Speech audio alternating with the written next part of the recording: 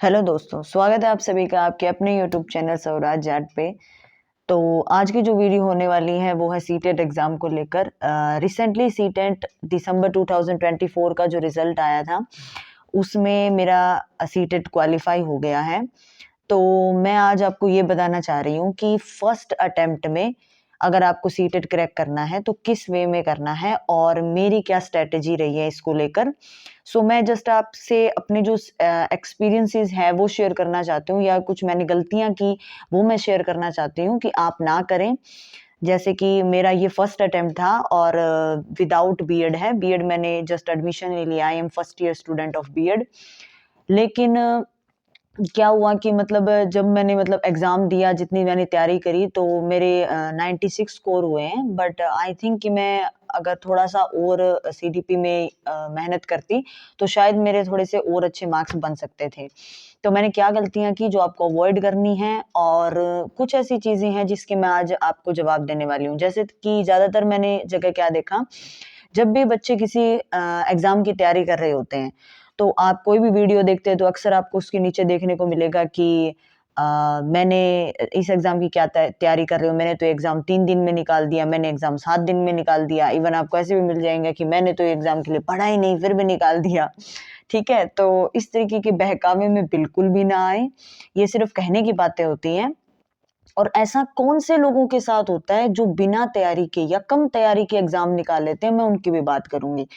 तो इस वीडियो में मैं आपको बताने जा रही हूँ कि अगर आपको सीटेट क्रैक करना है तो आपको किस वे में करना है, और क्या गलतियाँ आपको नहीं करनी है, और कौन-कौन से यूट्यूब चैनल्स या कौन-कौन से स्टडी मटेरियल है जो आपको फॉलो करना है। तो शुरू करते हैं वीडियो को, सीधी बात, नो बकवास। तो सबसे पहले मैं बताना चाहूँगी कि जो इस एग्ज़ाम की तैयारी कर रहे हैं उन लोगों को मैं 3 कैटेगरी में बाँटना चाहूँगी। फर्स्ट कैटेगरी के लोग वो हैं जो किसी जॉब में हैं और वो टीचिंग जॉब में हैं। मतलब फर्स्ट कैटेगरी वाले वो लोग हुए जो टीचिंग जॉब में हैं। अब टीचिंग जॉब से मेरा मतलब है कि जो प्राइवेट स्कूल्स में पढ़ा रहे हो, कोचिंग्स में पढ़ा रहे हो या कोई ट्यूशन पढ़ा रहे हैं, ये सारे जो लोग हो गए वो टीचिंग जॉब में आ रहे हैं। इन लोगों को सबसे कम स्टडी करने की ज़रूरत होती है। कोई भी टीचिंग एग्ज़ाम, इवन सीटेट अगर आप निकाल रहे हो, तो इन लोगों को सबसे कम स्टडी करने की ज़रूरत होती है। ये वो लोग होते हैं जो कहते हैं कि हमने 3 दिन 7 दिन में सिर्फ़ मोटी-मोटी तैयारी करके अपना जो एग्ज़ाम है वो निकाल लिया, क्योंकि ऐसे लोगों के बेसिक्स कांसेप्ट क्लियर होते हैं। तो मैं बताना चाहूँगी कि जो टीचिंग जॉब में हैं, उनके पास टाइम कम होता है, लेकिन उनका बेनिफिट भी ये होता है कि आपको सिर्फ़ वही एग्ज़ाम क्रैक करना है जिस फ़ील्ड में आप जिससे जुड़े हुए हो, है ना? जैसे अगर आप 5th तक पढ़ा रहे हो या 6th 8th तक या 10th तक, जो भी क्लासेस को आप पढ़ा रहे हो, तो आपके बेसिक कांसेप्ट क्लियर होते हैं। आपको बेसिक हिंदी इंग्लिश आती है, बेसिक आपको मैथ्स का भी आइडिया, अगर आप मैथ्स में, जैसे मेरा सब्जेक्ट मैथ्स और साइंस का था, तो उसका भी आपको आइडिया होता है। तो ऐसे लोगों को क्या करना होता है, ज़्यादातर उन्हें क्या पढ़ने की ज़रूरत है, इन्हें कम पढ़ने की ज़रूरत पड़ती है क्योंकि इनकी स्पेसिफिक नॉलेज है, ये मैं बता चुकी हूँ। दूसरा जो मैं यहाँ पे पॉइंट बताना चाह रही हूँ, अगर आपने टीचिंग जॉब में हैं आप और अगर आपकी बीएड कंप्लीट है, तो आपको सीडीपी की भी नॉलेज होगी। अगर आपकी बीएड नहीं है, जैसे कि मैं, इन केस मेरी एमएससी थी बट बीएड में मैंने जस्ट एडमिशन लिया है, टीचिंग जॉब में मेरे को काफ़ी टाइम हो गया है टीच करते हुए, तो उसमें आपको थोड़ा-सा सीडीपी पढ़ने की ज़रूरत पड़ेगी, जो कि विदाउट बीएड वाले हैं बट टीचिंग जॉब में हैं।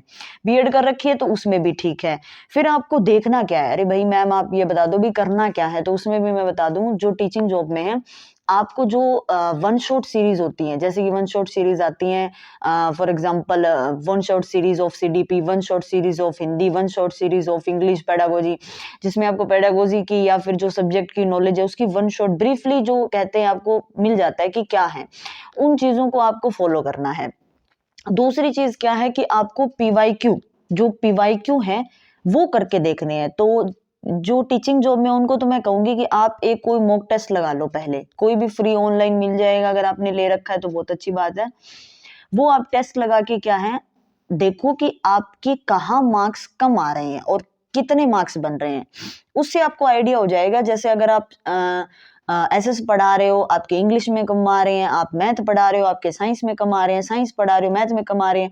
जिस सब्जेक्ट में आपके कम नंबर आ रहे हैं, आपको सिर्फ उसी के बेसिक कांसेप्ट क्लियर करने हैं, और उसके बेसिक कांसेप्ट क्लियर करने के लिए आपको सबसे बेस्ट है एनसीईआरटी क्लियर करनी है। मतलब एनसीईआरटी की जो भी बुक है वो आपको अच्छे से आनी चाहिए। ये एग्जाम लेवल 2 का हालांकि 8 तक होता है, बाकी क्वेश्चंस इसमें 10 तक की एनसीईआरटी से पूछे जाते हैं। तो अब ये मत मान के चले कि 6 to 8 ही है, आप 9 10th की अगर देखेंगे साइंस में 9 10th के क्वेश्चंस पूछे जाते हैं, तो आपको वो भी आनी चाहिए। तो मैं कहूंगी जो टीचिंग जॉब में है वो वन शॉट को फॉलो करें ज्यादा से ज्यादा। कौन से चैनल्स हैं वो भी मैं आगे बताऊंगी वीडियो में। दूसरी चीज मैंने बताई है कि वो पीवाईक्यूज को फॉलो करें, ज्यादा उन्हें बेसिक कंसेप्ट की जरूरत नहीं है। और पीवाईक्यू में ये देखें कि कौन से सब्जेक्ट में उन्हें नॉलेज कम हो रही है, मतलब किस में उनका कौन सा उनका वीक पॉइंट है, तो उनकी वो एनसीईआरटी लगाएं।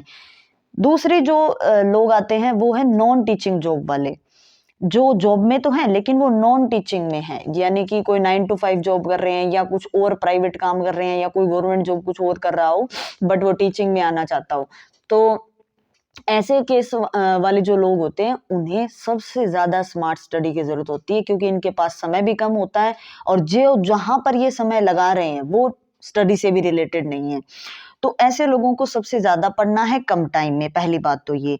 तो पहला टॉपिक तो इनके लिए सेम ही रहेगा, जो कि है वन शॉट सीरीज आप जरूर देखें, क्योंकि आपके पास टाइम कम है। कई बार क्या होता है कि हम यूं मान लेते हैं कि ये प्लेलिस्ट हम फॉलो करेंगे, उसमें 30-35 वीडियोस होती हैं, बहुत डिटेल में बताया जाता है, और वही 30-35 वीडियोस का आपको सार जो है किसी वन शॉट में मिल जाएगा 7-8 घंटे की वीडियो में, जिसमें आपका काम भी बन जाएगा और वो हम देख भी नहीं पाते हैं, क्योंकि आधे से ज्यादा तो तभी हार मान लेते हैं कि 35 वीडियो देखनी है, उसके बाद फिर हिंदी भी तो पढ़नी है, इंग्लिश भी तो पढ़नी है।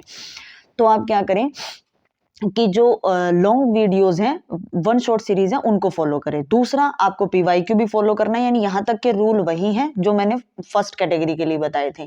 थर्ड रूल आपका अलग है। थर्ड रूल है आपका मोस्ट इंपॉर्टेंट, रिवीजन करनी है।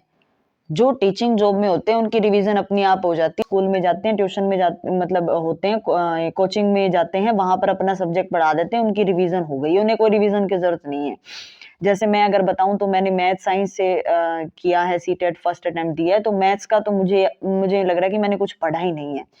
तो सिर्फ मैंने थोड़ा साइंस का पढ़ा था और मैंने मेनली सीडीपी पढ़ी थी, क्योंकि वो मैंने कभी देख मतलब बीएड भी नहीं करी, तो मुझे कोई आइडिया नहीं था कि सीडीपी में कैसे क्वेश्चंस होंगे। तो दूसरी चीज, मेन जो 3 चीज मैंने आपको बताई हैं, वन शॉट, पीवाईक्यू और थर्ड वन रिवीजन। अब आप रिवीजन कैसे करोगे? रिवीजन के भी मैं यहाँ पे कई आपको तरीके बता देती हूँ। रिवीजन करने के बेस्ट तरीके क्या होते हैं कि या तो आप जैसे जो भी आप बोल रहे हो बोल बोल कर पढ़े, और उस जो आपने बोला है उसकी ऑडियो रिकॉर्ड कर लें। फिर आप क्या करें कि उसे, कोई भी काम कर रही हैं, जितनी भी वर्किंग वुमेन है, जो मतलब बाहर अगर कोई जॉब करते हैं या फिर हाउसवाइफ भी है, हाउस मेकर है, जो घर पर कोई काम मतलब करते हैं, तो उन्हें बिजी शेड्यूल होता है उनका, तो ऐसे में बेस्ट है कि आप ऑडियो रिकॉर्ड कर लें और अपना साथ में काम करते रहें, साथ साथ में आपकी रिवीजन होती रहेगी। दूसरा है कि अगर आपके पास टाइम है तो आप जो है ट्यूशन पढ़ा सकते हैं घर पर। तीसरा जो है, अगर आपके पास टाइम नहीं है, ये चीज नहीं है, तो आप क्या करें कि जितना कुछ भी आपने पढ़ा है, संडे को आप क्या करें, अपना यूट्यूब चैनल खोल लें। संडे को आप उस पर जो है, जो जितना भी आपने पढ़ा है, जो भी नोट्स हैं आपके, वो एक बार उनको समझा दें। इवन आपका कोई देख भी रहा हो, नहीं भी देख रहा हो, कोई फॉलो कर रहा है, लाइक कर रहा है, वो मैटर नहीं करती चीजें। मैटर करती है कि अगर आप कुछ चीज स्टार्ट कर रहे हो तो आपको रिवीजन हो जाएगी आपकी, और कुछ हो ना हो आपकी रिवीजन हो जाएगी। तो ये आप रिवीजन की टिप्स जो है फॉलो कर सकते हो। मेरे अकॉर्डिंग ये चीजें थी। इसके अलावा जो सेकंड है, उन्हें एनसीईआरटी पर बहुत ध्यान देना है, जो सेकंड कैटेगरी के लोग हैं, क्योंकि उनके बेसिक कंसेप्ट इतने क्लियर नहीं होते कई बार किसी कारण से, तो उन्हें एनसीईआरटी को फॉलो करना है। कई बार ऐसा देखती हूँ मैं कि हम किसी भी एग्जाम की तैयारी कर रहे होते हैं, तो एक कहता है कि आप ये बुक पढ़ लो, दूसरा कहता है ये पढ़ लो, अरिहंत की पढ़ लो, तीसरा कहता है इसकी पढ़ लो, इसके नोट्स इंपॉर्टेंट है। भाई कुछ इंपॉर्टेंट नहीं है। सीडीपी के लिए मैं वीडियोस वगैरह बता दूंगी, बाकी सब्जेक्ट के लिए एनसीईआरटी से बढ़िया कोई दूसरी चीज नहीं है। एनसीईआरटी पढ़ लो, आप उसको समझ लो। थर्ड जो कैटेगरी आती है वो आती है स्टूडेंट्स की। जो स्टूडेंट्स हैं, जो अपनी कोई ग्रेजुएशन मतलब करके, जिसने बीएड कर रखी हो या बीएड कर रहा है, मास्टर्स कर रहा है, कुछ भी, मतलब जो सीटेट का एग्जाम दे रहा है और बीएड में इनरोल कर रखा है, तो ऐसे बच्चों के पास इनफ टाइम होता है। तो मैं आपको कहूंगी कि आप डीपली पढ़ें। क्या फायदा ऐसे एग्जाम निकाल के, जिसमें आप मतलब एग्जाम निकाल भी ले 3 दिन पढ़ के, 7 दिन पढ़ के, भाई ये एग्जाम सिर्फ एक सीढ़ी है टीचर बनने की। ऐसा नहीं है कि इसको क्रैक करते ही टीचर बन गए, ठीक है, ये एक सीढ़ी है। तो ये आपको प्राइवेट जॉब में हेल्प करेगी। पहली बात तो आपकी स्टेबिलिटी को हेल्प करेगी। दूसरी चीज मैं ये कहना चाहती हूँ कि अगर आप नेक्स्ट कोई भी एग्जाम दोगे तो उसमें आएंगे तो यही सब्जेक्ट, आपके सब्जेक्ट आने जिस एग्जाम से आप निकाल रहे हो, जिस सब्जेक्ट से आप निकाल रहे हो एग्जाम, वही सेम सब्जेक्ट आएंगे, सीडीपी आएगी। तो क्यों ना आप पहली बार में ही डीपली स्टडी करें। हम करते ही क्यों ऐसे काम कि हमें मतलब क्या होता है, मनुष्य की ये दिक्कत है कि बस थोड़े से टाइम में और सारा आउटपुट मिल जाए। तो स्टूडेंट्स के लिए मैं कहूंगी, या जिनके पास टाइम है, चाहे वो जॉब में भी हो, जिनके पास टाइम है, आप टाइम जरूर लगाएं, आप सीखें। क्योंकि टीचर जो होता है ना, टीचर की जॉब ऐसी है, ऐसी नहीं है कि आपने ऊपर ऊपर से पढ़ लिया, आप आने वाली जनरेशन पर ऊपर थोप दोगे कि भैया ऐसे ऐसे था, हमने तो इतना ही पढ़ा है, हमने इतना पढ़ा, सीटेट क्लियर हो गया, आगे एग्जाम क्लियर कर दिया, इंटरव्यू क्लियर कर दिया, अब आप देखो अपना। ऐसा नहीं होना चाहिए। जितना हो सके आपको डीपली पढ़ना है। ये आपको हेल्प जरूर करेगा, सीटेट में तो करेगा ही, आगे भी करेगा। तो स्टूडेंट्स के लिए मैं कहूंगी कि वो अपने बेसिक कंसेप्ट जरूर क्लियर करें, एनसीईआरटी की एक एक लाइन को अच्छे से पढ़ें, उन्हें दूसरों को समझाएं, रिवीजन के वही ट्रिक अपनाएं, जैसे ट्यूशन करवा सकते हैं आप, ठीक है, आप यूट्यूब चैनल पर समझा सकते हैं। किसी को आप समझा देंगे तो आपके कंसेप्ट जो है वो बिल्कुल क्लियर हो जाएंगे। इसके अलावा मॉक टेस्ट दे ज्यादा से ज्यादा जो स्टूडेंट्स है, क्योंकि उनके पास इनफ टाइम होता है। सो ये चीजें फॉलो करें। अब सबसे मेन चीज जो मैं बताने जा रही हूँ कि कौन कौन से यूट्यूब चैनल हैं जो आपको फॉलो करने हैं, मोस्ट इंपॉर्टेंट यूट्यूब चैनल, ठीक है, जिससे सीटेट आप आराम से निकाल सकते हो। और ये चीज़ों में आपको फंसने की ज़रूरत नहीं है कि इसका हो गया। एक चीज़ मैं ये भी बताना चाह रही हूँ पहले, कई बार क्या होता है कि आप देखते हैं कि इसका तो पहली बार में हो गया, इसका तो 3 दिन में पढ़ के हो गया, मैंने इतनी देर तैयारी करी, मेरा तो कुछ नहीं हो रहा, मैं कुछ कर ही नहीं सकता। तो देखो, हर व्यक्ति की अपनी अपनी क्षमता होती है। हो सकता है कि किसी ने 3 दिन में कर दिया, आप कोई काम है जो 1 दिन में कर सकते हो और वो व्यक्ति नहीं कर सकता, है ना। जैसे एक क्लास में बच्चे भी समान नहीं होते हैं। हो सकता है कोई एक बच्चा साइंस में बहुत अच्छे तरीके से कर ले, दूसरा बच्चा जो है हिंदी में वही सेम बच्चा हिंदी में ना कर पाए। तो सबकी अपनी अपनी क्षमता होती है। आप ये ना देखें कि इसने 3 दिन में कर लिया तो मैं भी 3 दिन में कर लूंगा, और 3 दिन का इंतजार करें आप कि हाँ एग्जाम फॉर्म भर दिया, सब कुछ हो गया, अब 3 दिन का इंतजार कर रहे हैं, जब 3 दिन रहेंगे तब पढ़ ही लेंगे। ऐसा नहीं होना चाहिए। तो जो फेमस चैनल है वो मैं आपको बता देती हूँ। सबसे पहला तो है सीडीपी के लिए लेट्स लर्न का, हिमांशी मैम का जो चैनल है लेट्स लर्न। इसके अलावा सचिन चौधरी सर का जो चैनल है सीडीपी के लिए। थर्ड वन है रोहित सर का जो चैनल है अध्ययन मंत्रा। ये 3 चैनल है भाई, इनफ है। बाकी आप ये पढ़ लो वो पढ़ लो, उन चक्करों में पढ़ोगे तब तो घूमते ही रहो। बहुत है चैनल्स, मैं ऐसे नहीं कह रही कि और भी बहुत टीचर्स हैं बढ़िया पढ़ाने वाले, बट आप यूं कह रहे हो कि भाई कोई 1-2 बता दो जिनसे हमारा काम हो जाए, तो ये 3 है भाई, लेट्स लर्न, इसके अलावा सचिन चौधरी सर का, और इसके अलावा एक है अध्ययन मंत्रा जो चैनल है। ये 3 चैनल आपको सपोर्ट करेंगे सीडीपी में, ठीक है, और हिंदी और इंग्लिश की पेडागोजी में। सीडीपी, हिंदी, इंग्लिश, पेडागोजी, ये 3 चैनल को फॉलो कर लो, काम बन जाएगा। इनकी जो शॉर्ट सीरीज है ना वो देख लो, आपका काम हो जाएगा। उसके बाद में आ जाता है कि सब्जेक्ट। तो सब्जेक्ट तो देखो, मैं सिर्फ अपना ही बता सकती हूँ, बाकी मैं लंबी लंबी फेंक दूं, हाँ, पता मुझे कुछ हो ही ना तो उसका तो कोई फायदा ही नहीं है। एसएस का मुझे कोई आइडिया नहीं है कि कौन सा यूट्यूब चैनल है। हालांकि मैंने ये सुना है कि एनसीईआरटी तो वो तो देखो होती है, बाकी चैनल का मुझे आइडिया नहीं है। मैथ्स और साइंस की तैयारी के लिए बहुत ही बेहतरीन चैनल है, मैं कहूंगी मुझे बहुत ही मतलब हेल्प हुई।